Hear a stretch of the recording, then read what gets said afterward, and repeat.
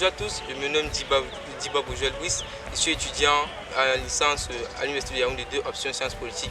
Je suis par ailleurs haut commissaire junior pour les Nations Unies et vous et moi nous allons nous entretenir sur le thème de l'autonomisation de la femme et de la jeune fille au Cameroun.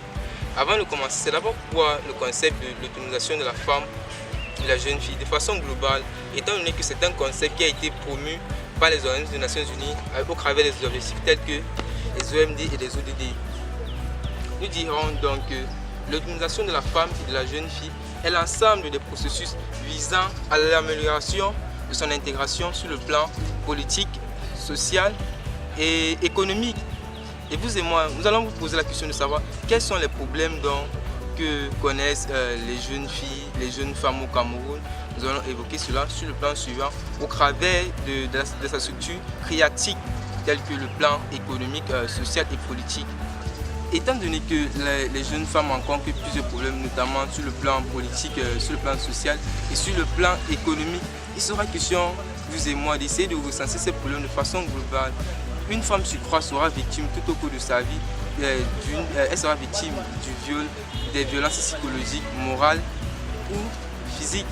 Et à cela s'ajoutent encore des risques d'agression sexuelle, de stigmatisation, de discrimination. Et au Cameroun, nous avons certains problèmes que rencontrent ces jeunes femmes, que rencontrent ces jeunes filles, notamment le système politique qui est basé sur le patriarcat. Aujourd'hui, l'homme est considéré comme le sexe fort et aujourd'hui, l'homme au travers de sa conception masculine va jouir de sa virilité pour imposer certaines décisions au sein de la société. À cela s'ajoute encore au niveau du système patriarcal au nord Cameroun et à l'est du Cameroun, les régions qui sont issues du système islamique, notamment avec leur idéologie, vont pratiquer ce qu'on appelle la charia.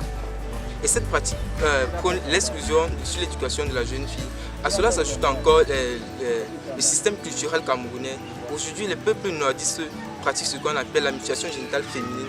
De façon globale, les femmes sont peu éduquées au Cameroun dans la mesure où nous avons le train de vie. Nous avons leur train de vie qui est centré sur la pauvreté, vu que les femmes sont peu entreprenantes, je dirais. Les femmes n'ont pas de métier à caractère émancipatoire tel que l'industrie. Elles ne sont pas représentées sur le plan industriel, par exemple. Les femmes ne génèrent pas assez de revenus à cause de leur mode de culture, de leur mode de fonctionnement. Afin de pouvoir accélérer le processus de croissance du Cameroun, il sera question aujourd'hui de promouvoir l'entrepreneuriat féminin. Et cette promotion-là commencera d'abord par la formation. Il sera question que les femmes africaines puissent être bien formées. Et à la formation s'ajoutera des appuis financiers. Vu que si les femmes ne possèdent pas d'appui financier, elles ne pourront pas générer les ressources de revenus qui pourront aider leur communauté, qui pourront accélérer le PIB de la nation. Il sera aussi question que vous et moi puissions sensibiliser la jeune femme africaine sur les maladies qui la guettent, notamment le VIH-Sida.